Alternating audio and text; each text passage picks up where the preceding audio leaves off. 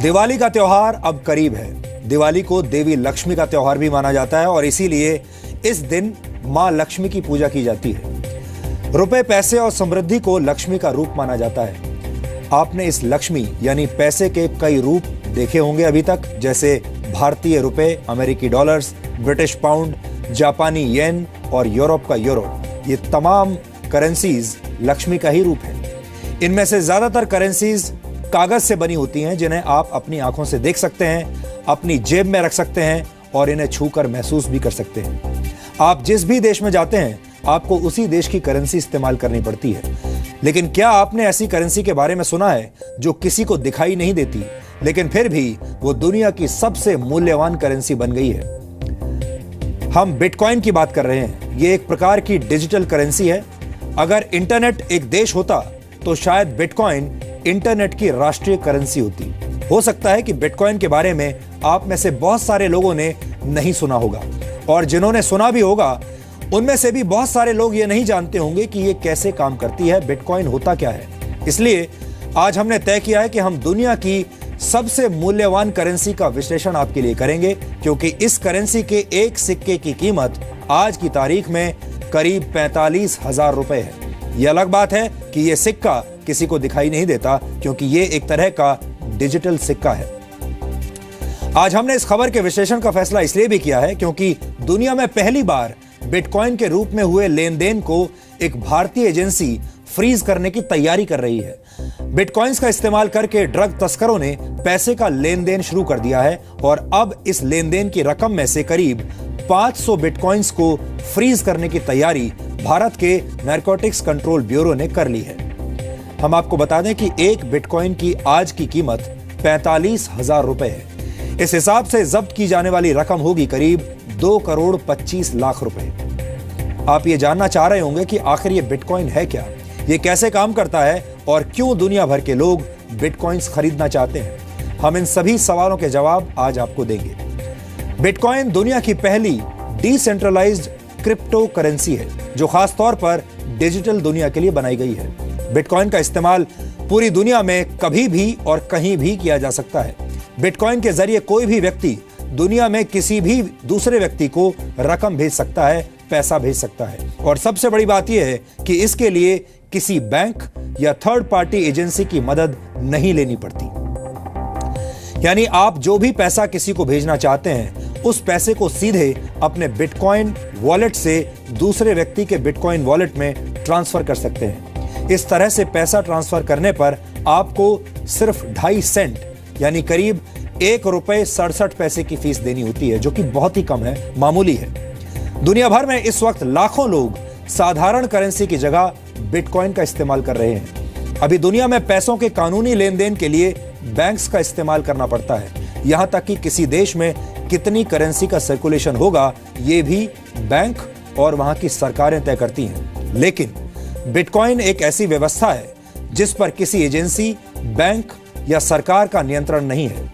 Bitcoin के तहत लेन then सीधे 2 लोगों के बीच होता है। यह लेन देन, आर्थिक लेन देन, पूरी तरह से एनक्रिप्टेड होता है, यानी यह पैसों के लेन देन का एक सुरक्षित और सुपर फास्ट तरीका है।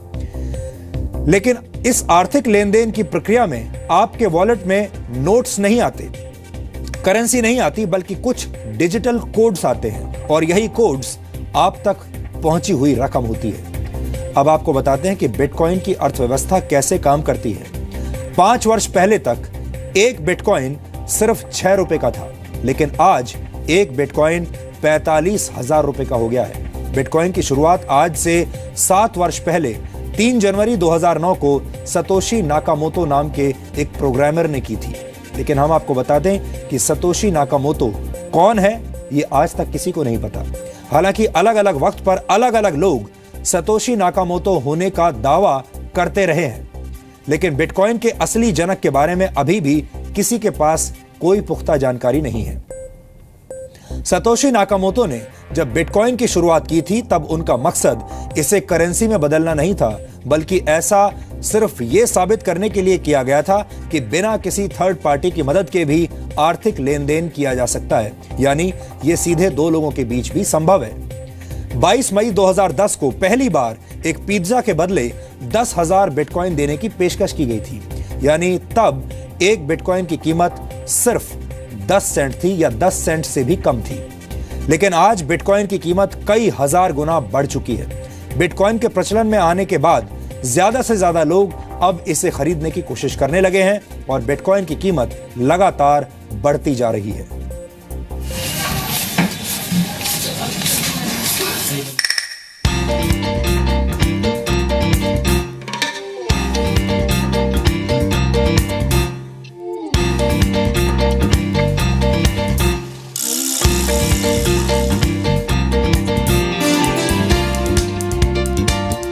दुनिया में अलग अलग देश हैं, अलग अलग संस्कृतियां हैं, अलग अलग लोग हैं, अलग अलग भाषाएं हैं, अलग अलग खान पान और अलग अलग ताकतें।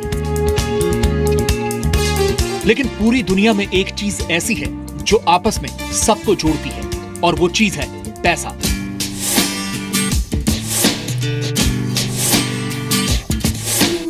आज लगभग हर काम के लिए पैसों की जरूरत पड़ती है, चाहे वो खाना खरीदना हो, पानी खरीदना, घर खरीदना, हथियार खरीदना, यानी हर चीज के लिए पैसों की जरूरत होती है। कई लोगों की जिंदगी इस पैसे को कमाने के चक्कर में खर्च हो जाती है। पैसे के लिए लोग मेहनत करते हैं, संघर्ष करते हैं, अपराध करते हैं और यहाँ तक कि लोगों का खून भी कर देते हैं। लेकिन क्या आपने कभी सोचा है कि ये पैसे, ये करेंसी और कागज का वो टुकड़ा जिसे हम नोट कहते हैं, असल में है क्या? दरअसल जो कागज का नोट आपकी जेब में है वो एक तरह का वादा है। वादा है आपको कागज के टुकड़े पर लिखी गई रकम चुकाए जाने का। जब आप ये नोट किसी दुकानदार को देते हैं तो वादे का ये कागज उसके पास पहुंच जाता है और वो दुकानदार बदले में आपको सामान दे देता है। यानी कागज के इस नोट का पूरा मूल्य सिर्फ वो वादा है जो आपसे रिजर्व बैंक ऑफ इंडिया ने किया है। लेकिन जब कागज के यही नोट आप बैंक में जमा कराते हैं तो बैंक उसमें से एक बड़ी रकम दूसरे लोगों को उधार दे देता है, जबकि आपके अकाउंट में आप अपनी जमा की गई रकम देख पा रहे होते हैं। हालांकि असलियत में वो रकम वहां होती नहीं है।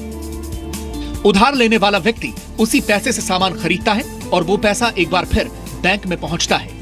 बैंक उस पैसे को फिर उधार के तौर पर दे देता है और उस पर ब्याज भी वसूलता है। इस तरह से कागज के टुकड़े पर किया गया वादा अर्थव्यवस्था का सबसे बड़ा वादा बन जाता है। सच यह है कि अगर 3% लोग भी बैंकों में जमा अपना पैसा एक साथ वापस मांग लें तो बैंकों के पास देने के लिए कैश होगा ही नहीं, क्योंकि वो कैश यानी आपके द्वारा बैंक को सौंपे गए नोट एक बड़ी अर्थव्यवस्था का हिस्सा बन गए हैं। और इस पूरी अर्थव्यवस्था पर नियंत्रण है सरकारों का और बैंकों का। यानी सरकार और बैंक के स्तर पर अगर कोई गड़बड़ हो जाए तो आपका पूरा पैसा डूब सकता है। लेकिन बिटकॉइन इसी खतरे और बैंकों और सरकार के इसी नियंत्रण को दूर करने की कोशिश है। बिटकॉइन एक डिजिटल करेंसी है और एक सॉफ्टवेयर है। बिटकॉइन इंटरनेट की दुनिया से जुड़े कंप्यूटर्स के जरिए पेमेंट का नया तरीका है। बिटकॉइन एक ऐसी डिजिटल करेंसी है जो ओपन सोर्स सॉफ्टवेयर पर आधारित है, जिसका आविष्कार सतोशी नाकामोटो ने किया था। लेकिन आज दुनिया भर के हजारों प्रोग्रामर बिटकॉइन के फीचर्स को ज्यादा मजबूत और सुरक्षित बना रहे हैं। जब हम सामान्य तौर पर साधारण करेंसी का इस्तेमाल करते हैं तो इसकी देखरेख का जिम्मा बैंकों का होता है। यानी पैसा कहां से चलकर इनके पास पहुंचा, इसका पूरा रिकॉर्ड बैंक अपने पास रखते हैं और इसके बदले में बैंक फीस के रूप में अच्छी खासी रकम आपसे वसूलते हैं। और बिटकॉइन पैसों के लेन देन के बीच से बैंक और मिडिलमैन को हटाकर इसे ज्यादा तेज और सुरक्षित बना देता है। अब सवाल यह है कि एक डिजिटल करेंसी के साथ तो काफी छेड़छाड़ की जा सकती है या फिर फिल्मों की तरह इसकी पायरेसी भी हो सकती है। तो इसका जवाब है कि ऐसा संभव नहीं है, क्योंकि सतोशी नाकामोटो के आविष्कार की खासियत यह है कि बिटकॉइन आम लोगों के बीच बंटे ब्लॉकचेन में भेजा जाता है। जैसे बैंक आपके पैसे का हिसाब प्लस और माइनस में रखते हैं, वैसे ही ब्लॉकचेन में हर एक बिटकॉइन का हिसाब रखा जाता है। यानी दुनिया में कहीं भी और कभी भी हुए किसी भी बिटकॉइन ट्रांजैक्शन का हिसाब हमेशा ब्लॉकचेन में मौजूद रहता है। और इस ब्लॉकचेन को सुरक्षित रखने वाले लोगों को भी लेन देन पर नजर रखने के लिए ब्लॉकचेन को सुरक्षित रखने के लिए इनाम के तौर पर बिटकॉइन दिए जाते हैं, क्योंकि हर ट्रांजैक्शन को वेरीफाई किया जाता है और नेटवर्क इसका रिकॉर्ड रखता है। इसलिए इसमें धांधली नहीं की जा सकती। असीमित पैसा घोटालों को जन्म देता है, स्कैम्स को जन्म देता है और आर्थिक मंदी की वजह भी बनता है। किसी को नहीं पता कि इस वक्त दुनिया में कितने डॉलर्स हैं, लेकिन अगले 125 वर्षों के दौरान बनने वाले बिटकॉइंस की संख्या अभी से निर्धारित है। बैंक कई ऐसे लोगों को पैसे भी उधार देते हैं जिनका इरादा ये पैसे वापस करने का नहीं होता। ये लोग या तो खुद को दिवालिया घोषित कर देते हैं या देश छोड़कर चले जाते हैं और इसका खामियाजा आम आदमी को ही भुगतना पड़ता है। लेकिन डिजिटल करेंसी पर किसी सरकार या बैंक का नियंत्रण नहीं होता। ये एक ऐसी कंप्यूटर कोडिंग है जिसके साथ घोटाला भी नहीं किया जा सकता। ये नया ट्रेंड है और देखिए आने वाले समय डिजिटल वर्चुअल करेंसीज का होने वाला है। बिटकॉइंस क्योंकि सर्वप्रमुख डिजिटल करेंसी है, लिहाजा उसकी लोकप्रियता और उसका प्रचलन और बढ़ चुका है। बिटकॉइन का सबसे ज्यादा इस्तेमाल रेमिटेंसेस के क्षेत्र में बढ़ रहा है। रेमिटेंसेस उस रकम को कहते हैं जो विदेश में काम करने वाले लोग अपने मूल देश में भेजते हैं। आपको बता दें कि रेमिटेंसेस हासिल करने के मामले में भारत दुनिया का नंबर 1 देश है। देश से बाहर रहने वाले भारतीयों ने 2015 में 4,62,000 करोड़ रुपए की रकम भारत भेजी थी। आमतौर पर यह रकम बैंक के जरिए या मनी ट्रांसफर एजेंसियों के जरिए भेजी जाती है और बैंक्स और एजेंसीज रकम ट्रांसफर करने के लिए 5% से 30% की फीस वसूलते हैं। पूरी दुनिया में मनी ट्रांसफर पर औसतन 10% का चार्ज लगता है, यानी जो रकम हर साल भारत से बाहर रहने वाले भारतीय अपने घरों में भेजते हैं उसमें से औसतन 46,000 करोड़ रुपए इस फीस के रूप में चुकाए जाते हैं। यह बहुत ही सेंसिटिव चीज़ है और बहुत ही सेंसिटिव चीज़ों पे इस्तेमाल होता है, तो इसलिए इसकी जो मैकेनिज़्म है और जो लोग इसको हैंडल करते हैं वो हाईली सोफिस्टिकेटेड संस्थाएं होते हैं। ये सामान्य करेंसी के पैरेलल काम करने वाली करेंसी है जिसका इस्तेमाल दुनिया में हर दिन बढ़ रहा है। दुनिया की हजारों कंपनियां अब पेमेंट के लिए बिटकॉइन को स्वीकार कर रही हैं। आप फोन खरीदने से लेकर होटल बुक कराने, कार खरीदने, इलेक्ट्रॉनिक आइटम्स की खरीदारी और यहाँ तक कि कॉफी खरीदने के लिए भी बिटकॉइन का इस्तेमाल कर सकते हैं। लेकिन ऐसा नहीं है कि बिटकॉइन के साथ खतरे नहीं हैं। सरकार का नियंत्रण न होने की वजह से इस करेंसी की वैल्यू ऊपर नीचे होती रहती है। लोग गलत कामों के लिए प्रतिबंधित वस्तुएं खरीदने के लिए भी बिटकॉइन का इस्तेमाल कर रहे हैं और दुनिया भर की कई सरकारें और बैंकर्स इसे कानूनी मान्यता देने के लिए भी तैयार नहीं है। लेकिन बिटकॉइन का सारा हिसाब किताब इंटरनेट पर मौजूद रहता है, यानी बिटकॉइन काले धन की समस्या को भी समाप्त कर सकता है और पैसों के लेन देन में नई तरीके की पारदर्शिता ला सकता है। ब्यूरो रिपोर्ट, जी मीडिया। अब आप सोच रहे होंगे कि जिस बिटकॉइन के निर्माता के बारे में किसी को कुछ पता नहीं, जिस बिटकॉइन को चलाने वाले लोगों के बारे में किसी को कुछ पता नहीं, वो डिजिटल करेंसी आखिर काम कैसे करती होगी और बिटकॉइंस निकलते कहां से हैं। तो आपको बता दें कि बिटकॉइंस का आदान प्रदान पेयर टू पेयर तकनीक से होता है, यानी ये रकम एक कंप्यूटर से सीधे दूसरे कंप्यूटर में पहुंच जाती है। लेकिन इस लेन देन को सुरक्षित बनाते हैं वो हजारों लोग जो अपने ताकतवर कंप्यूटर्स की मदद से इन ट्रांजैक्शंस पर नजर रखते हैं और इनकी जांच करते हैं। और जो भी व्यक्ति ऐसा सफलतापूर्वक कर लेता है उसे इनाम के तौर पर कुछ बिटकॉइंस दिए जाते हैं। इसे बिटकॉइन की माइनिंग कहा जाता है। दरअसल कोड लैंग्वेज में होने वाले इस आदान प्रदान को वेरीफाई करने वाले हजारों लोग इस प्रक्रिया में बैंक के एक क्लर्क की तरह काम करते हैं और इन्हें माइनर्स कहा जाता है। ये लोग ट्रांजैक्शंस पर नजर रखते हैं ताकि इसका गलत इस्तेमाल ना हो, लेकिन इस प्रक्रिया को पूरी करने के लिए इन माइनर्स को एक मैथमेटिकल प्रॉब्लम हल करनी होती है। जो माइनर जितनी जल्दी ये प्रॉब्लम सॉल्व कर लेता है उसे प्रॉब्लम सॉल्व करने के बदले में करीब 12.5 बिटकॉइंस मिलते हैं और इस तरह से बिटकॉइंस डिजिटल बाजार में आ जाते हैं। लेकिन बिटकॉइन की अर्थव्यवस्था का निर्माण इस तरह से किया गया है कि एक निश्चित समय के बाद बिटकॉइंस की संख्या घटकर आधी रह जाती है। शुरुआत में एक ब्लॉक से 50 बिटकॉइंस निकला करते थे। प्रति ब्लॉक बिटकॉइंस की संख्या हर 4 वर्ष में घटकर आधी रह जाती है। इसलिए आज से 125 वर्षों के बाद यानी सन 2140 तक नए बिटकॉइंस का निर्माण बिल्कुल बंद हो जाएगा। गणना के हिसाब से तब तक दुनिया में कुल 2 करोड़ 10 लाख बिटकॉइंस आ चुके होंगे। बिटकॉइन भविष्य की करेंसी है और भविष्य में खत्म भी हो जाएगी। इसलिए लोगों में ज्यादा से ज्यादा बिटकॉइन खरीदने की होड़ मची हुई है। अगर आपको अब भी ये बात समझ में ना आई हो तो आपको एक उदाहरण की मदद से समझाते हैं। मान लीजिए कि इस महीने भारी मात्रा में सोने यानी गोल्ड की खुदाई की गई हो और उसे सामान्य कीमत पर लोगों में बांट दिया गया। लेकिन अगले महीने सोने की खुदाई आधी रह गई जबकि खरीदने वाले लोगों की संख्या पहले जैसी ही है। तो ऐसे में सोने की कीमत बढ़ जाएगी और अगर हर महीने ऐसा होता रहे तो सोचिए सोने की कीमत कितनी हो जाएगी। बिटकॉइन की अर्थव्यवस्था भी ऐसे ही काम करती है। लोगों को पता है कि बिटकॉइंस की संख्या लगातार कम होती जा रही है, इसलिए इसकी कीमत लगातार बढ़ती जा रही है। यह डिमांड और सप्लाई का सामान्य फॉर्मूला है। सप्लाई जितनी कम होगी डिमांड उतनी ही ज्यादा बढ़ेगी। भारत में सन 2015 में एक बिटकॉइन की कीमत 14,000 रुपए थी, जबकि मई 2016 में यह बढ़कर 30,000 रुपए प्रति बिटकॉइन हो गई और आज के रेट के हिसाब से एक बिटकॉइन की कीमत करीब 45,000 रुपए है। एक अनुमान के मुताबिक सन 2018 तक एक बिटकॉइन की कीमत करीब $10,000 तक जा सकती है, यानी आज के करेंसी रेट के हिसाब से 6,68,000 रुपए। दुनिया की बड़ी बड़ी कंपनियां बिटकॉइन की व्यवस्था में निवेश कर रही हैं, क्योंकि ज्यादातर लोग मानते हैं कि बिटकॉइन भविष्य की अर्थव्यवस्था है और आगे चलकर आज के नोटों की अहमियत कम हो जाएगी। इस वक्त दुनिया में करीब 800 करोड़ मोबाइल फोन्स हैं, जबकि दुनिया की आबादी 700 करोड़ है।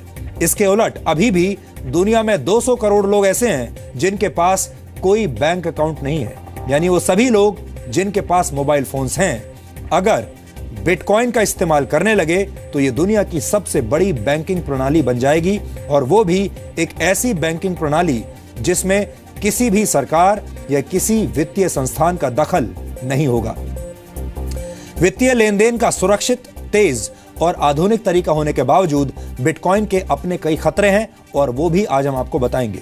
इसलिए बहुत सारे देश अभी तक ये तय नहीं कर पाए हैं कि बिटकॉइन को कानूनी मान्यता दी जाए या नहीं।